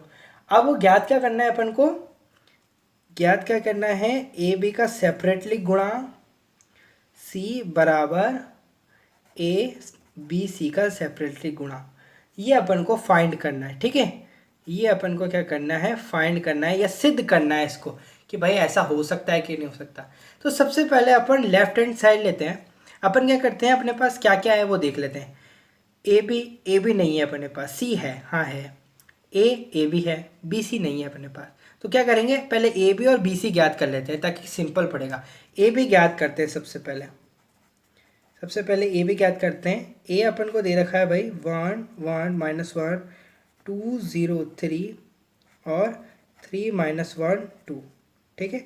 ये आपको ए दे रखा है। बी आपको दे रखा है 1 2 सॉरी 1 3 आपको दे रखा है ना, ये रहा बी 1 3 0 2 -1 और 4, ठीक है। चलिए इसको मल्टीप्लाई करते हैं। इसको एक बार आव्यूह ऐसे बना लेते हैं। देखिए ये रही पंक्ति, ये रहा स्तंभ। एक को एक से मल्टीप्लाई करा 1, प्लस एक को 0 से करा 0, प्लस -1 को -1 से करा 1, ठीक है, एक हो गया। दूसरा स्तंभ लेते हैं। एक को 3 से करा 3, प्लस एक को 2 से करा 2, प्लस -1 को 4 से करा -4, बहुत बढ़िया। दूसरी पंक्ति लेते हैं। दूसरी पंक्ति को पहले स्तंभ से 2 को 1 से करा 2, प्लस 0 को 0 से करा 0, प्लस 3 को -1 से करा -3, बहुत बढ़िया। दूसरी पंक्ति को दूसरे स्तंभ से करते, 2 को 3 से करा 6, प्लस 0 को 2 से करा 0, प्लस 3 को 4 से करा 12, बहुत बढ़िया। तीसरे स्तंभ, तीसरा जो पंक्ति है उसको पहले स्तंभ से करेंगे। 3 को 1 से गुणा करा 3, प्लस -1 को 0 से गुणा करा 0, प्लस 2 को -1 से गुणा करा -2, बहुत अच्छे। 3 को 3 से गुणा करा 9, प्लस -1 को 2 से गुणा करा -2, प्लस 2 को गुणा करा 4 से 8, बहुत बढ़िया। ये कंप्लीट हो गया अपना। अब इसको लिख लो फटाफट से। कैसे लिखोगे, 1 और 1 2 आ गया, -3 में से 2 गया, -1 आ गया। 3 -2 करेंगे तो 1 आ जाएगा। 3 और 2 5, 5 में से 4 गया, बताओ 1 6 12 और 6 18, ठीक है। और यहाँ पर 8 में से 2 गया 6, 9 और 6 15।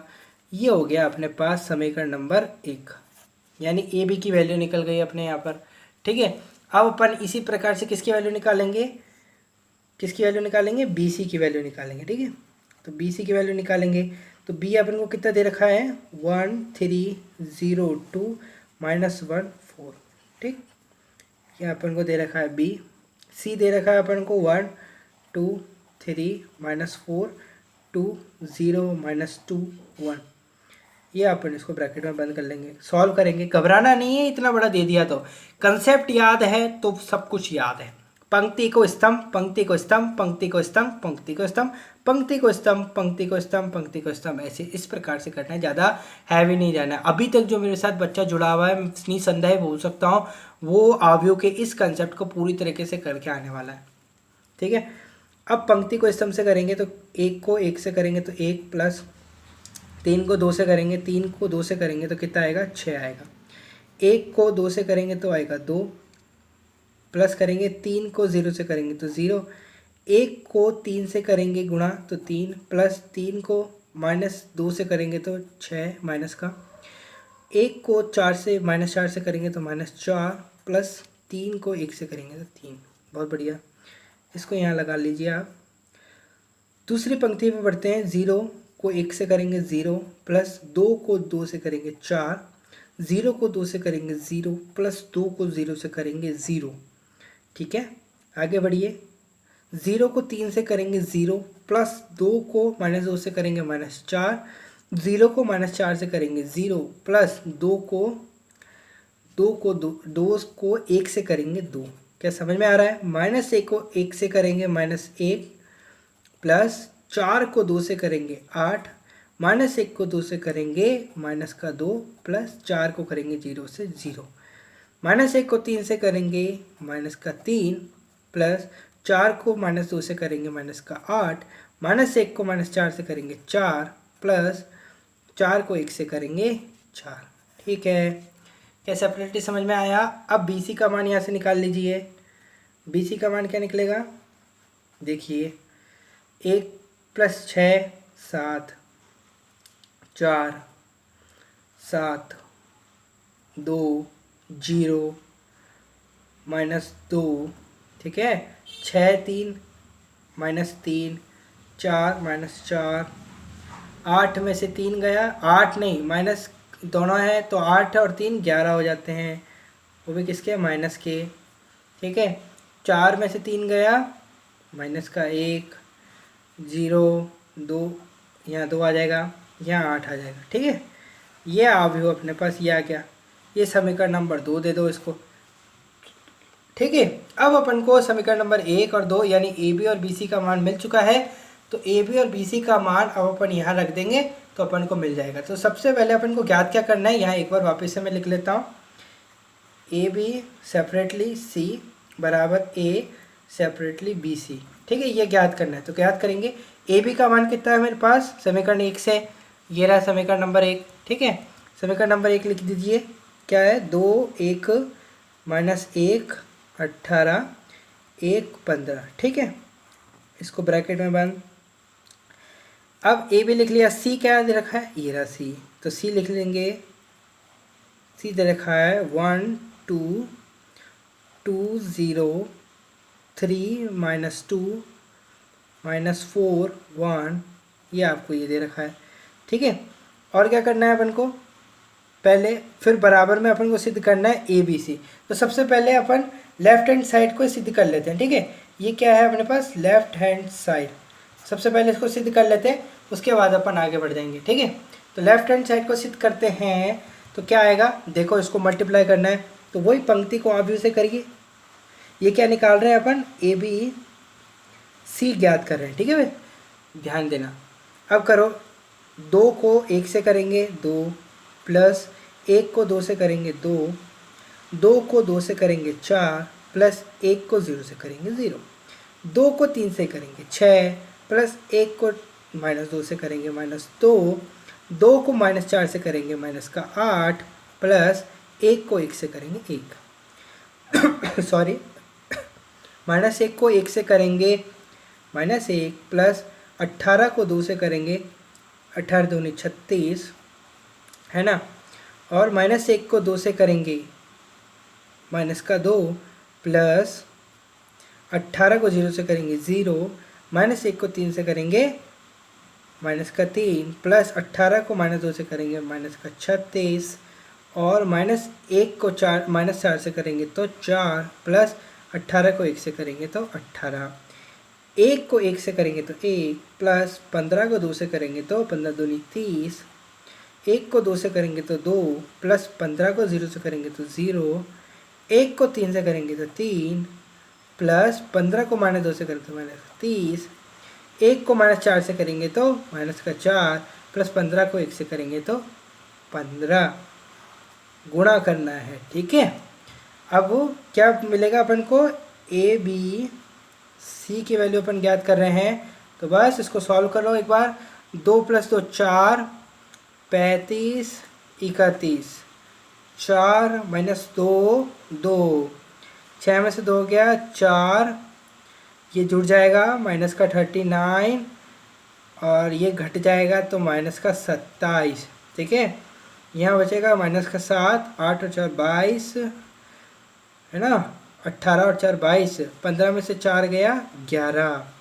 तो ये अपने पास समीकरण नंबर कितना आया भैया? 2 3, तीसरा समीकरण नंबर दे देते हैं। ठीक है, ये अपने पास समीकरण नंबर 3 आया। ओहो, आई थिंक मेरे को आपको दिख नहीं रहा होगा, सॉरी, है ना। अपन ने कैलकुलेशन करा है ये, बस इसको यहाँ पर करके इसको सॉल्व करा है, ठीक है। इसको समीकरण नंबर 3 दे दिया, सॉरी आपको दिखा नहीं। अब यहाँ पर अपन ने ए बी सी का मान निकाल लिया समीकरण नंबर 3 से, ठीक है। अब अपन क्या फाइंड करेंगे, ए सेपरेटली बी सी।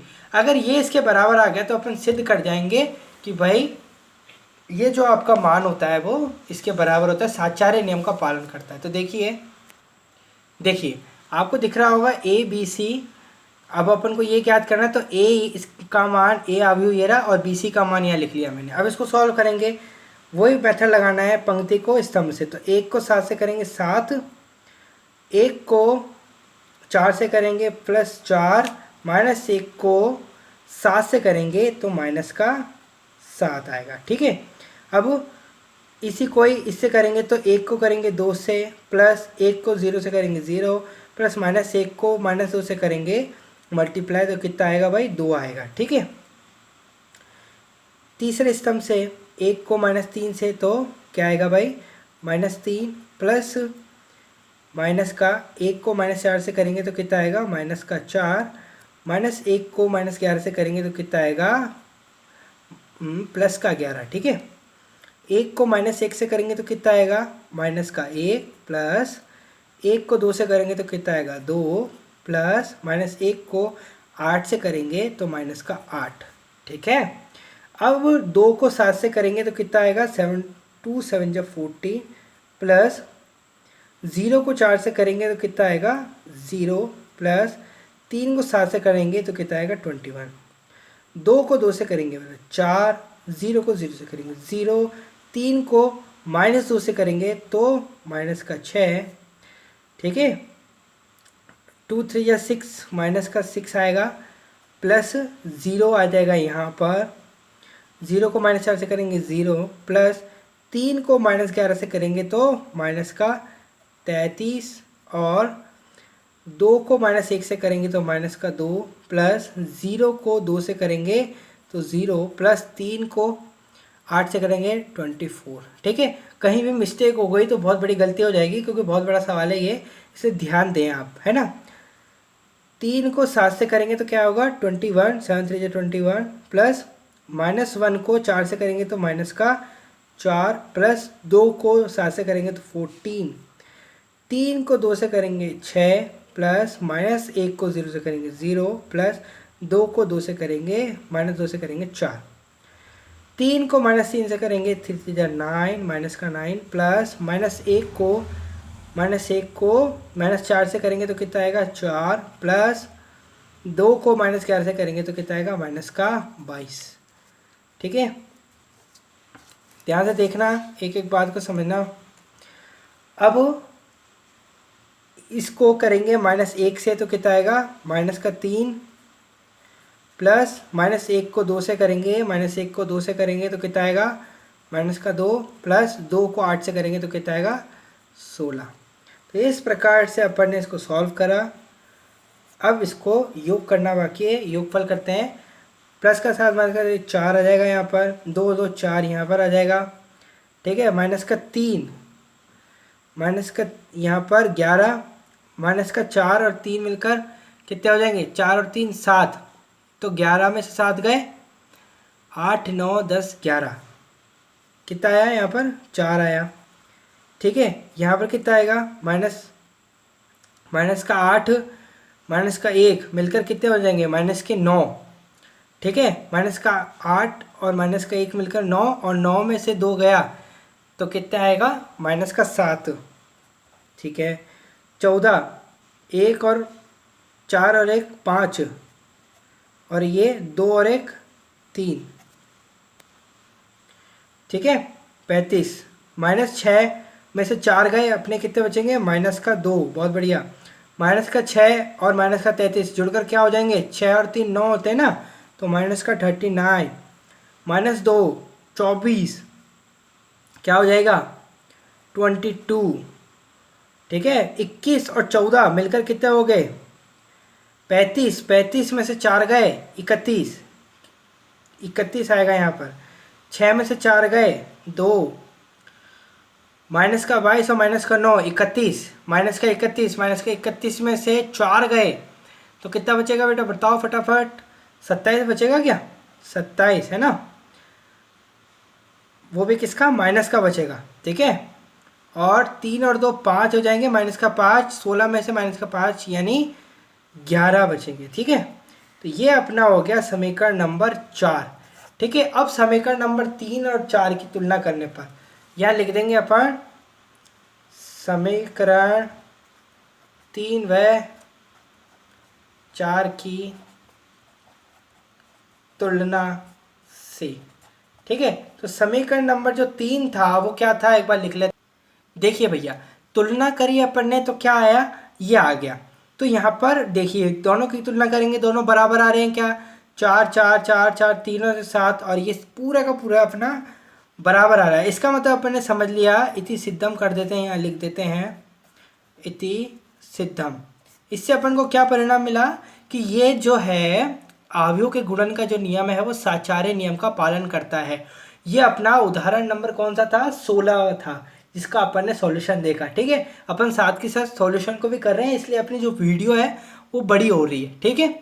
टेंशन ना लें, अपन एक एक बिंदु को कंप्लीट करेंगे, ठीक है।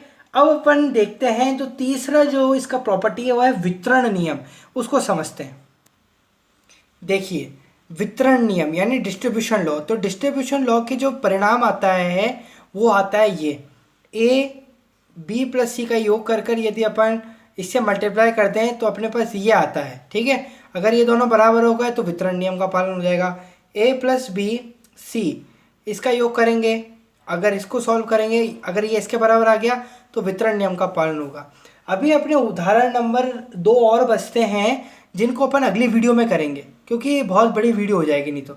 वितरण नियम आपने समझ लिया, बस आपको ये 2 प्रॉपर्टी याद करनी है। अगले वाले वीडियो में मैं इससे संदर्भित जो उदाहरण है वो भी आपको करा दूंगा, ठीक है।